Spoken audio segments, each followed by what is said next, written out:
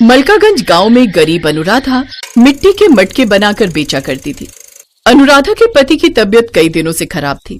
Doctor ने उसे TB की बीमारी बताई थी और उसे बेड रेस्ट की सलाह दी थी। मोहन के बिस्तर पकड़ लेने से अब घर की सारी जिम्मेदारी गरीब अनपढ़ अनुराधा पर आ गई। अब उसने अपने पति का काम संभाल लिया और वो मटके बेचकर अपने परिवार का पालन पोषण करती थी। उसके परिवार में उसका पति, सास और 2 बेटियां थी। एक रोज अनुराधा ठेले पर मटके लेकर बेचने निकली थी तो उसकी छोटी बेटी भी उसके साथ आ गई। बड़ी देर तक कड़ी धूप में खड़े रहकर अनुराधा ग्राहकों के आने का इंतजार करने लगी। काफी देर तक भी जब कोई नहीं आया तो थक हार कर 5 साल की रेनू अपनी माँ से बोली, माँ, हम घर कब जाएंगे? बहुत भूख लग रही है और इस धूप में, इतनी गर्मी में और खड़ा नहीं हुआ जा रहा। इसीलिए तो कहती हूँ तू सबके साथ घर पर रहा कर और थोड़ी देर रुक जा, कुछ मटके बिक जाएं तो फिर हम घर चलते हैं। तभी वहां से कुछ लोग गुजरते हैं जिन्हें देख अनुराधा उनसे कहती है, भाई साहब, मटका ले लीजिए, इसके अंदर रखा पानी कई घंटों तक ठंडा रहता है। अरे आज के जमाने में भला कौन मटके का पानी पीता है? आजकल तो हर कोई फ्रिज का पानी पीता है। और नहीं तो क्या, इस मटके में तो कुछ घंटे ही पानी ठंडा रहता होगा, लेकिन फ्रिज में से तो जब मर्जी ठंडा पानी निकाल कर पी सकते हैं। इसी तरह सब उसे नजरअंदाज करके चले जा रहे थे। सारा दिन धूप में खड़े रहने के बाद मुश्किल से अनुराधा के 2-3 मटके ही बिक पाते हैं, जिसके चलते अनुराधा मायूस हो जाती है। शाम को वो मटके लेकर घर आ जाती है। माँ गई, माँ गई, माँ, हमें कब से भूख लगी थी, तुमने लौटने में कितनी देर कर दी। बाबा और दादी ने भी सुबह से कुछ नहीं खाया है। हाँ बहू, और घर में कुछ राशन भी नहीं था, नहीं तो मैं ही कुछ बना देती। आप चिंता मत कीजिए माँ जी, मैं अभी बाजार से थोड़ा आटा ले आती हूँ।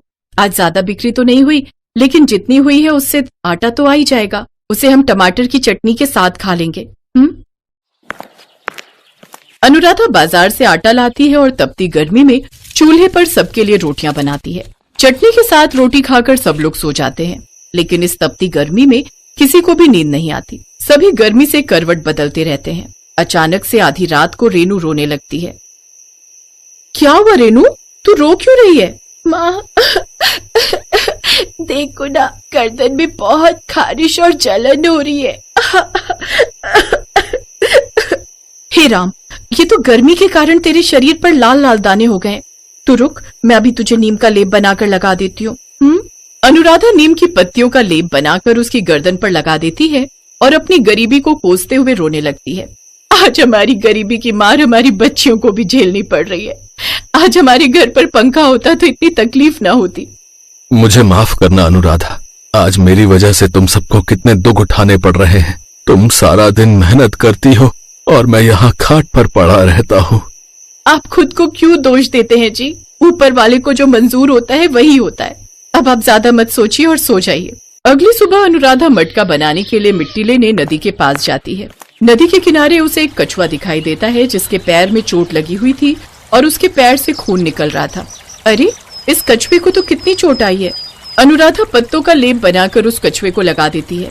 अब तुम्हें दर्द नहीं होगा, मैंने लेप लगा दिया है, तुम जल्दी ही ठीक हो जाओगे। अच्छा, अब मैं चलती हूँ, मुझे मटके बनाकर बेचने भी जाना है। अनुराधा मिट्टी उठाकर घर ले आती है, फिर उससे मटके बनाकर धूप में सूखने रख देती है और एक दिन पहले बने हुए मटके ठेले पर रखकर बाजार में बेचने निकल पड़ती है।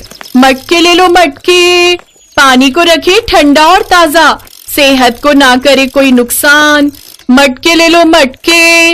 अनुराधा काफी देर तक गलियों में घूम घूम कर मटके बेचने निकलती है, लेकिन उस रोज तो उसका एक भी मटका नहीं बिकता और वो वापस ठेला लेकर घर की ओर लौट आती है।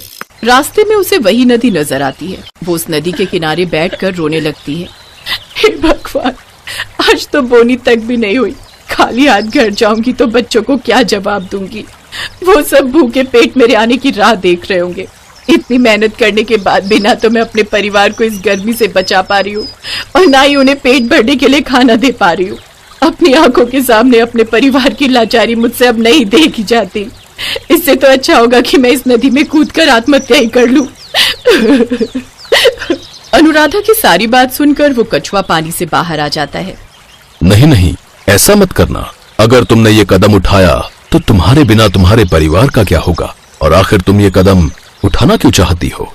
अरे तुम बोलते भी हो। बोलने वाला कछुआ तो मैं पहली बार देख रही हूँ। क्या तुम बोल सकते हो? हाँ, मैं एक बोलने वाला कछुआ हूँ। आज सुबह ही तुमने मेरी मदद की थी और आज जब तुम परेशान हो तो मैं भी तुम्हारी मदद करना चाहता हूँ। अनुराधा उसे अपनी सारी बात बताती है। तुम उन मटकों में से एक मटका मेरे पास ले आओ, फिर देखो चमत्कार। अनुराधा ठेले पर से एक मटका उठाकर उस कछुए के पास ले आती है। फिर उस कछुए में से एक तेज रोशनी निकलती है जो कि सीधा उस मटके पर जाकर गिरती है। अब ये एक जादुई मटका बन चुका है। मैंने अपनी सारी जादुई शक्ति इस मटके में डाल दी है।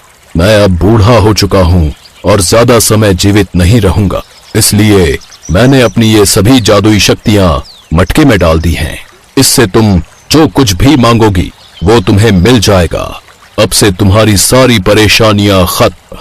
तुम्हारा बहुत बहुत शुक्रिया जादुई कछुए। अनुराधा खुशी खुशी वो मटका लेकर घर आती है।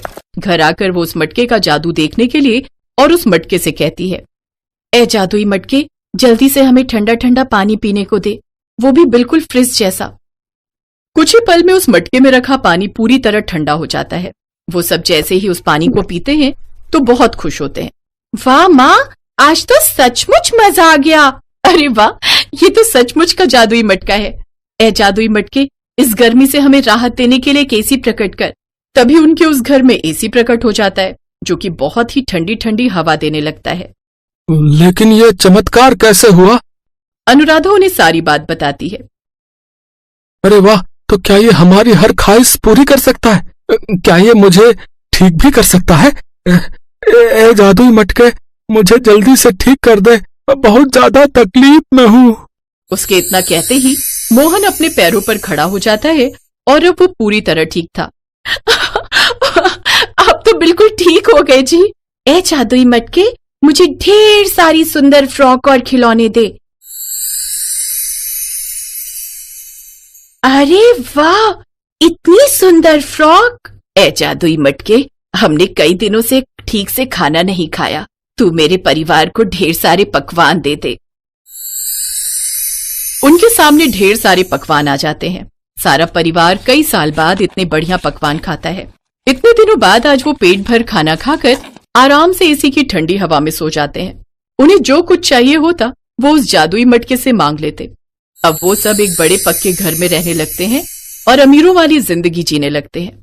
एक रोज वो मोहन के साथ कार में बैठकर मंदिर जा रही होती है।